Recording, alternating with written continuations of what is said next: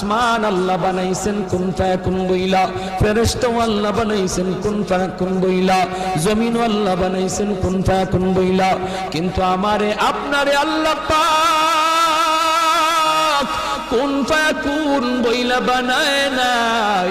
আমাকে আপনাকে যখন আল্লাহ বানাইছে, খালাকতু বিয়াদাইয়া, আল্লাহ বলে আমি আমার নিজের হাত দিয়া বান্দা বান্দিরে বানাইছি।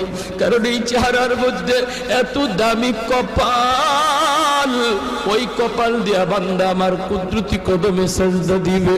এই কপালটার এত দাম, এই কপাল কুন ফায়াকুন বললে হয় না, এই কপাল ফেরেশতাদের হাতে বানাইলেও হয় না, আমি আল্লাহ নিজের হাতে বানাইছি।